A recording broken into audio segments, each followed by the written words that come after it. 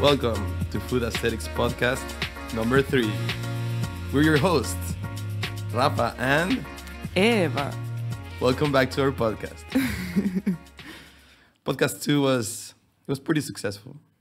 I mean, we had good feedback. I don't know about success, but at least we got really good feedback. So we're back to deliver a third one. What do you think, Eva? Yeah, we got some acceptance from your mom and our friends. Exactly. So we're just trying to make it better and better. Because from 1 to 2, I think there was an improvement, right? Yes, there was a lot of improvement. At least like sound-wise, no? Yeah. But also I think content-wise, it was very good. Yeah. So number 3, let's start with the reviews. Eva. Okay, so do you remember, Rafa? You were craving for sushi. Yeah, definitely. Can you tell more about that? Yeah, during the Christmas break, I really wanted sushi, like so badly. We hadn't had sushi in a long time, and I don't know, in Barcelona, maybe it's the only meal that is difficult to get, I think. Yeah. I mean, at least like cheap.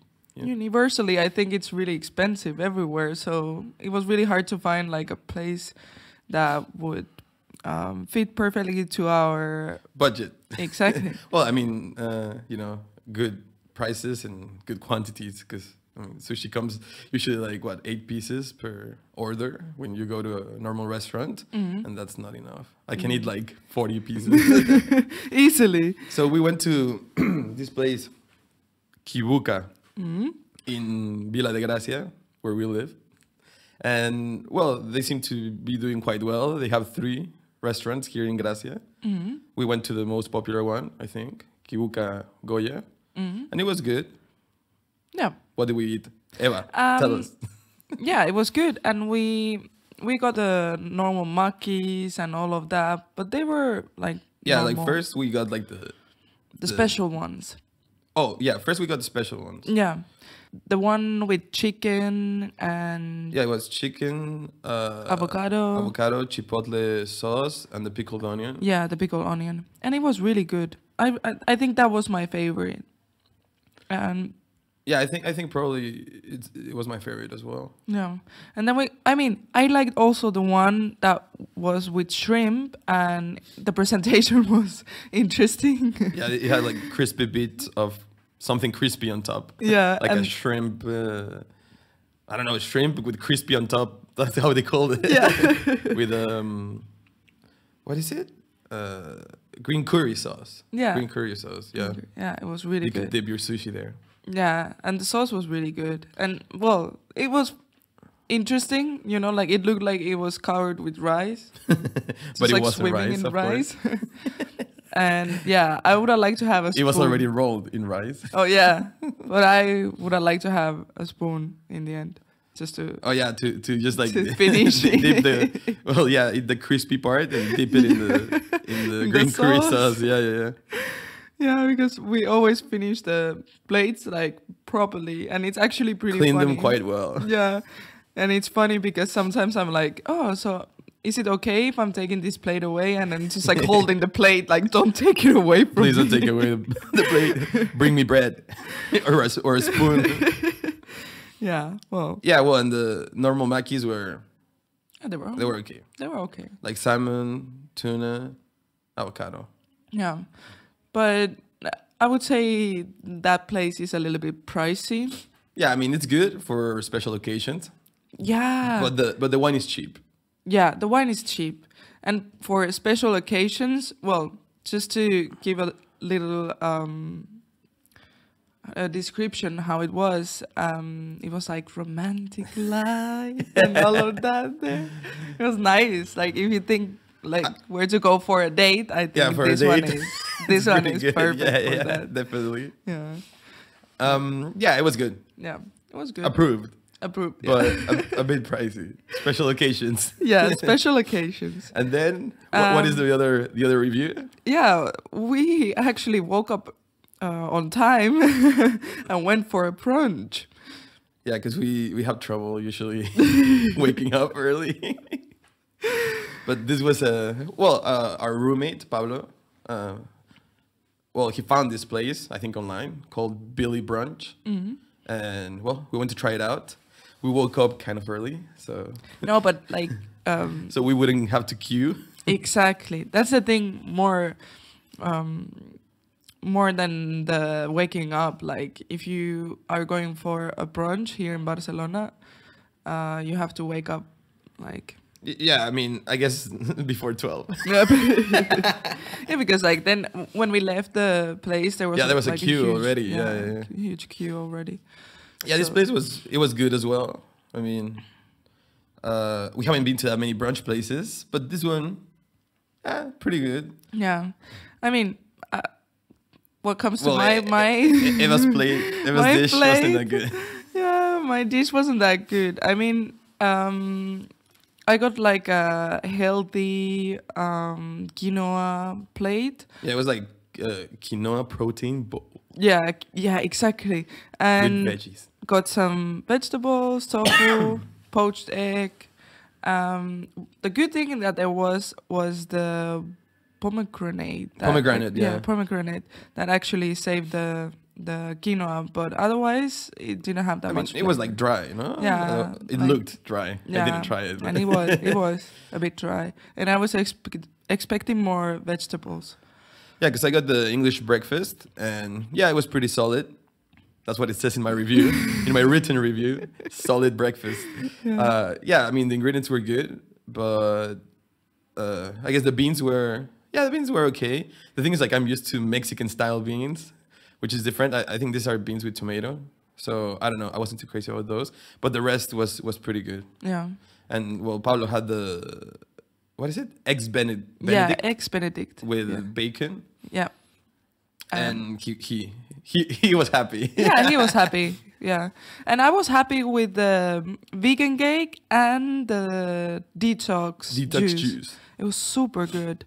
Like, seriously, I'm always a little bit skeptical when it comes to juices, because sometimes it's just like this green, weird, like...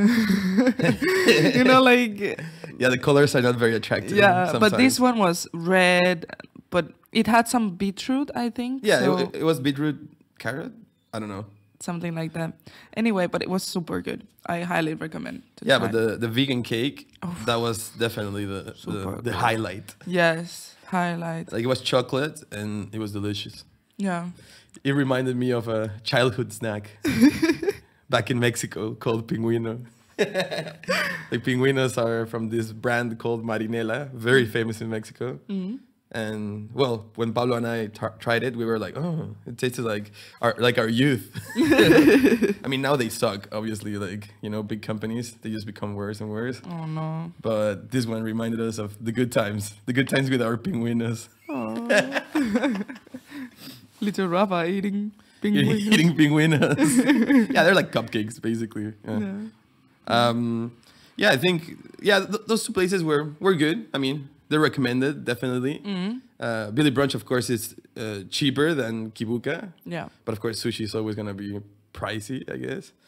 But yeah, Billy Brunch saw our post on Instagram. Mm-hmm. And they wrote that they had improved some stuff. So it's cool that they checked it out and they wrote that they have improved. So we want to check it out again. Yeah, I want to go back, and since I'm more this kind of person that I cannot eat that heavily in the morning, so I'm really happy to have also the option of having something healthier for a brunch. So I'm really excited to see how they're going to improve. Let's see what improvements are. Exactly, because I'm really glad to have also the healthier option. Yeah, of course. Well, also, it's not always fun and games here in the Food Aesthetics Barcelona kitchen. Like, Eva has a crazy story for us. Well, a couple of crazy stories for us with her baking and cooking experiences. So, Eva, what happened with the pizza stone that we bought? I've been trying to make the best version of my pizza for a long time, and I really love making pizzas. And we got the pizza stone, so I already had in my head that I'm gonna make the perfect Napolitana here in Barcelona. I'm super excited and confident with this pizza stone.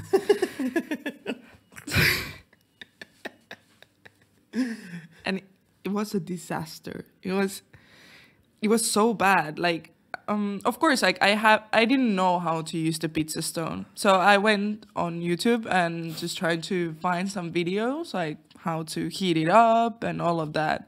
And I found this one, and everything in that video was wrong. Yeah, I mean, in the end, the problem was that the pizza stone wasn't hot enough. Exactly. And also that we let the toppings overflow and fall onto the pizza stone, and we didn't know how bad that was. No, like because it then, you know, all that fat from the cheese or whatever, it gets stuck there and it's burnt. Like, well, first of all, when we tried the first pizza, it got stuck. Everything was burned, and we tried to clean it. And which took forever. And one tip: never put soap on the stone or anything, oil, nothing. Only dough. It only has to touch dough. Yes, that's it, because it's going to be a disaster. Yeah. And the funny thing is that I was even more like optimistic after the first failure, and I was like, okay, let's just leave it there and let the stone cool down, and let's try again. Yeah, because you have to let it cool down, because if not, it can crack. Exactly. So careful with the cleaning, careful with the cooling down, careful with the heating up. No, I was like, okay, now the dough is perfect. I'm gonna just let's try it again. It was even worse. No, but one turned out fine. No, like the first one was a disaster. The second one was okay. Then the third one got stuck again, and it was terrible. Because then I started to make like these little pizzas. Yeah. Because like it's really hard to how do you say, not transporting it on the. Oh yeah, to just like putting it on the stone. Yeah, because we need like I don't know how to call it, those things for transporting pizzas, pizza transporters from the like, I don't know. Yeah, we don't have that. We don't have the pizza transporter.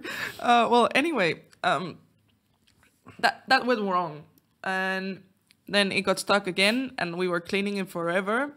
And the thing is that we cleaned everything in the kitchen, and I was like, okay, now we can go to bed and everything's fine. And the tip of the iceberg, cherry on top. Yeah, the cherry on top, tip of the iceberg, we dropped like a glass on the floor, and it fell everywhere. Like, it was just like little pieces of glass on the floor. And yes, everybody knows how it feels. Everyone knows how it feels after you burn 2 pizzas. Ruin your pizza stand. Well, it's not ruined. It's just burned. Yes. But we found out that you can fix it, apparently. But yeah, after, you know, like messing up your pizza stone, then messing up your pizzas, and having to clean for 2 hours, then you knock over a glass. So Eva was very upset. The craziest thing is that this story still continues. Yeah, because that was the first attempt, like 2 weeks ago, and now yesterday Eva tried it again. But she already had her confidence back, of course, because that takes away a big part of your self-confidence. And now she was gonna do it again. And what happened, Eva? Tell us. Well, I think well, I did everything correctly, and I tried to heat up the stone on the top part of the oven. But the thing is that suddenly I was like, why does it smell like it's burned? Like, it just like smells like smoke. And I looked in the oven, and I was like, no. Like, it was just like smoke coming out of the oven, and it's just like, and I was like, what? And then the pizza stone was on fire. Oh no, not on fire, but it was just like smoke coming out of it, and it just like smelled like burned. And the thing is that yesterday I think was like one of the coldest days here in Barcelona, and I had to open our balcony doors, and it was just like freezing, smelled like smoke. And again I was like, no, this has to stop. Yeah, because of course, since there was like a lot of, I guess, fat or grease from the toppings from the previous pizza still stuck on the stone. So apparently we have to smoke it out or clean it with a mix of baking soda and water. I don't know. You know, the internet, it just tells you so many things. You don't know what to do. So yeah, the pizza stone's still smoky. But Eva made some amazing pizzas yesterday using just like a normal baking tray. Normal baking tray. But like, I was so fed up with the pizza stone, so I was like, okay, just like I need to get my confidence back. Yeah, but the thing is that, of course, apparently the only way to now clean it is that we have to smoke it out, but maybe on a barbecue, you know, outdoors. We cannot really do it inside. So we're going to have to arrange some barbecue or something to try to clean and smoke it out. But the pizza stone odyssey is still going on. Like, I'm sure Eva's not going to give up until you get it right, Eva?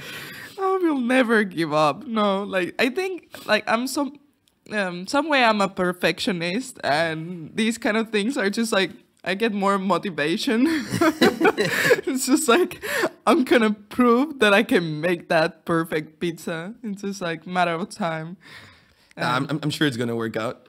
Patience, yeah. So yeah, like I guess like a tip we could give out is that if you get a pizza stone, do a lot of research before using it. Or maybe if you know someone, you know, because like we bought it because we were watching our favorite channel, Italia Esquisita, and there we had a chef like making a perfect Napolitana pizza with a pizza stone. So we were like, we have to get that. But of course, in the video, he doesn't really explain that. He explains more like the process of making the pizza. He doesn't explain how to use a pizza stone. No. So I think it would be good if Italia Esquisita uploads a pizza stone tutorial to help us. Because everything else that we've read, I don't know, everyone gives like different opinions and tells you to do different things. That's true. Like there wasn't like one simple video that tells you everything. One simple answer. Yeah, simple answer. It's just like it was mix of things and opinions, and well, it was a mess. Well, and it's still a mess, but let's see what it will work out. I hope. Well, I mean, also on the pizza topic, we have some other pizza to talk about. Like yesterday, I was on Instagram, and I told Eva that I found a video where you see this guy showing like the most. Well, this is one of the most famous pizzas right now. I don't know if right now, but maybe previously on Instagram and the internet, and it's a taco pizza. Okay, so this pizza is made in New Jersey, apparently, in a place called Tony Bologna's. And now we're gonna watch like part of this video, and we're gonna talk about it, okay? I'm really excited. But Eva hasn't watched it. I told her like, let's wait until the podcast so you. So I have no idea what's coming up. Well, I can just imagine. It's gonna be pretty intense. I mean, I think you're gonna be surprised. Okay, so we have this guy here heading to Tony Bologna's. So let's see what he has to say about it. Okay. Okay, ready? Tacos on a pizza? Sign me up. Tacos on a pizza? Sign me up. Sign me up. So now we're looking at this monster of a... What's up, guys? I'm Chaz Truslow, the producer for Fork Yeah, and we just got finished eating the most famous pizza on the internet, the taco pizza, from Tony Bologna's in Hoboken, New Jersey. So the taco pizza may look like this outrageous, messy food pile, but there's a lot of attention to detail and craft that goes into making each and every taco on the pizza. Like he's saying like it might look like a messy pie. It might. I mean, it looks. It looks. Like it's like 30 tacos on a pizza with guacamole in the middle. And on a pizza. Like, but he's saying that there's a lot of craft that goes into into the, like what? Into each taco. But why? Because like, how can you keep it? I mean, first heated? of all, the tacos are gonna be super cold. Yeah, that's what I was just saying. Like, how can you keep it like warm? I mean, the pizza is being kept warm. And also, imagine having guacamole on a hot pizza. Like, well. Okay, let's continue. A lot of craft. Tony Bologna's owner, Michael Hawk, credits the creation of the pizza to some late-night patrons who came in looking for some munchies. These kids are sitting there, high as hell, eating tacos at Tony Bologna's. I was like, boss had a whole bunch of tacos. I'm making a taco pizza. Yo, what is this? They hung out for like another couple hours, kept going outside, probably smoking. Customers walking in, like, dude, what is that? It is freaking ridiculously good. So we started making that, and people line up for it now on Tuesdays. So the pizza itself starts out with the dough. Man, like this guy, like, imagine he was like, this guy is like, hi, we have a pizza, we have a taco, they're gonna love this. I mean, if they're high, you can probably give them whatever. Like, you can put Nutella on on a hot dog and they're gonna eat it. Yeah, of course. Like, I don't know why he thinks he's like this guy who just discovered this amazing idea. Like, I thought it would be something else, but he actually got the idea from some people who were high. Wow. Let's continue. Then they cover the dough in Oaxacan queso blanco that they're making fresh in-house every day. After that, they spread out this chipotle mole that they make that acts almost like a Mexican. Man, it's just mixing like things from Mexico, like Oaxaca cheese, which is like very good. But I mean, love Oaxaca cheese. It's like string cheese. Yes. It's like very light. So the base is like Oaxaca cheese, and then they put what? Chipotle mole? I don't know. This is just made up stuff. Like, he's just making things up. Like, yeah, we put the Oaxaca cheese and chipotle mole base. So I mean, so you think like, oh, this is pretty Mexican, right? Like, it's like there's a lot of crap that goes into this pizza. Version of tomato sauce. It then goes into the oven where the cheese and mole combine together to make this delicious base. And then once it's pulled out, they add another layer of cheese. And this Oaxacan queso blanco, it's almost like mozzarella. It's a little salty, a little creamy, and it just melts perfectly once it's all together. The crew at Tony... This guy's having trouble describing this. Yeah, but like this doesn't make sense. Rafa, describe me what is mole. Would you, like, where do you eat mole? I mean, mole usually... I mean, there's many kinds of mole, and usually you eat it on with chicken, and rice. Not cheese. No, that's kind of weird. I mean, maybe if you're making, no, I don't know, but that's the whole thing. Like, that's not chipotle mole. That's something that guy made up. It's just like a chipotle sauce. It could be like any type, like, I don't know, from a can or whatever. You know, chipotle mole with cheese. On bread, like I don't know, like what's the deal with this, like or just make chipotle tomato sauce with cheese. I mean, maybe I could eat that, right? But chipotle mole, like where does he get the mole ingredients from, or why is it mole? Like the guy who took the idea from the highest hell kids, but there's a lot of crap that goes into it, you know, like. Like he's already saying like the opposite, you know, like there seems that there's no craft going into it. No. Let's see. Let's continue. Oh, no. Tony Bologna's, they're pressing these tortillas fresh in the back, crisping them up on the grill, and then filling the tacos with a mix of authentic flavors like carne asada and cheesy chorizo, and more New Jersey flair like buffalo chicken and cheesesteak. The pizza is then finished off with a frisbee-sized serving of guacamole and a little bit of fresh crema. When you look at a... It's so funny that they say the words in Spanish, no? Yeah, it's not like cream. It's crema, fresh crema, or queso blanco Oaxaca. You know, it's like it doesn't make it more Mexican. If you're just like, of course, some of them are Mexican ingredients, like real ones, but you're just throwing everything on everywhere, you know? And then he puts the sour cream on the guacamole. Like, why? And then like he has a mix of flavors. One is like Philly cheesesteak, and then the other one's carne asada. Like, why do you mix? I don't understand anything here. Like, why don't you just make this at home? It's just like, okay, like you have really nice things. You have the tacos, you have the pizza, you have the guacamole. If you have them separately, that's perfect. Well, separately and in different meals, because like putting all this, like it just makes no sense at all. Like, or just make the tacos and the guacamole. Like this is a monstrosity. Like I don't know if anyone wants to Google this, like Tony Bologna's giant taco covered pizza. Like you're gonna see, like you need probably like 20 people to eat this before it gets cold. Like I don't know, it's blasphemy. It's offending two cultures in one, like Italian and Mexican, two in one. You know, because like Italians get very angry, of course, when they see recipes that are not like faithful to the original ones, and I understand, right? Like some terrible carbonaras with like sour cream, for example, or I don't know, like you know, there's a lot of American versions of these recipes that they don't like, and with Mexicans it's the same, right? Like there's a lot of Tex-Mex cuisine that in Mexico we don't like. Yeah. But okay, you can be like, oh, it's Tex-Mex, but this is trying to make it seem as if it's like authentic, like Mexican, because it has like queso. Like, I don't know. Like, I don't understand the purpose. Like, is everyone that goes there to eat high? Probably. I mean, if that's... That's how it started. If that's a purpose... Yeah, but, man, like, not everyone's like that high or disgusting to eat this. Like, what is their crowd? I mean, if everyone's high, then okay. But I don't think it's the case. I don't think so. Like, look at this waist. Oh, my God. Like, the more I look at it, I'm being sucked into this vortex of fat.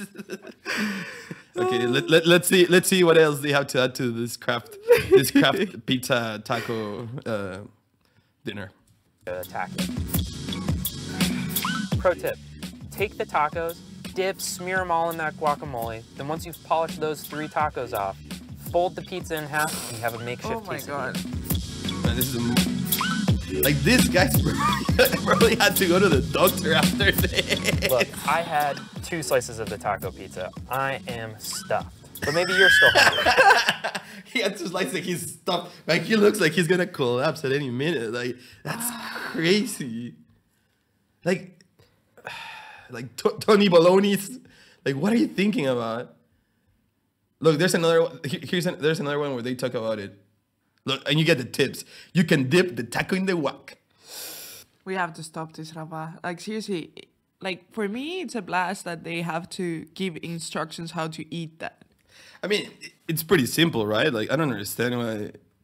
It's just ridiculous, the whole thing. Like, what is this obsession with making, like, this big, ridiculous, disgusting things, like, covered in fat? And imagine, like, your tacos are touching the base of the pizza that is full of cheese. Yeah. So already the bottom of your tacos is probably going to be super soggy. Yeah.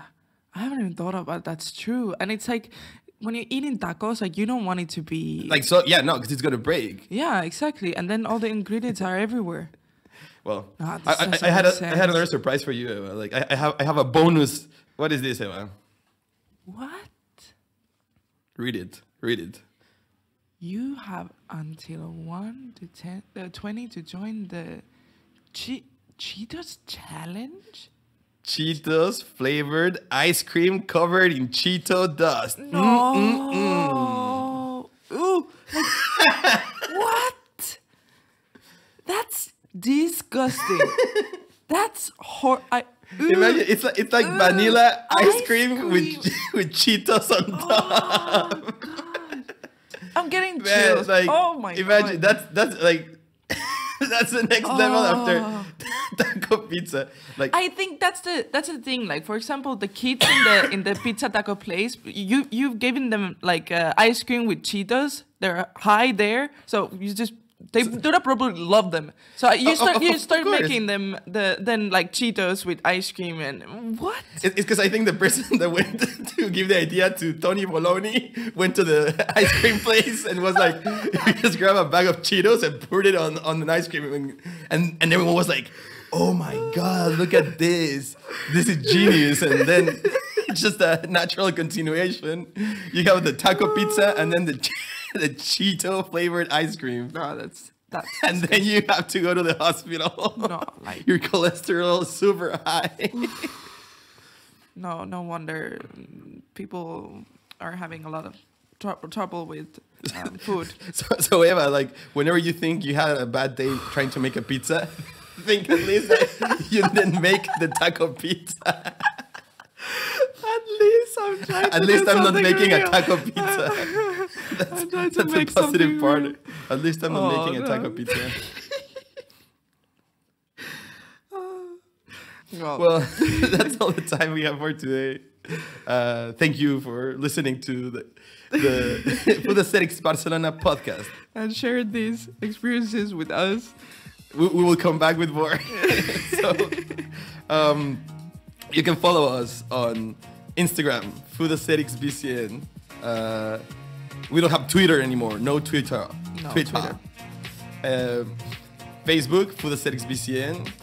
foodaestheticsbcn.com, our website, of course. SoundCloud, Food Aesthetics BCN, where we have the podcast. And iTunes. Exactly. You can look for this podcast on iTunes as well. So you can listen to us everywhere. And coming soon on YouTube, maybe, hopefully. Yes. So that's it. See you next time. See you next time. Bye. Bye-bye.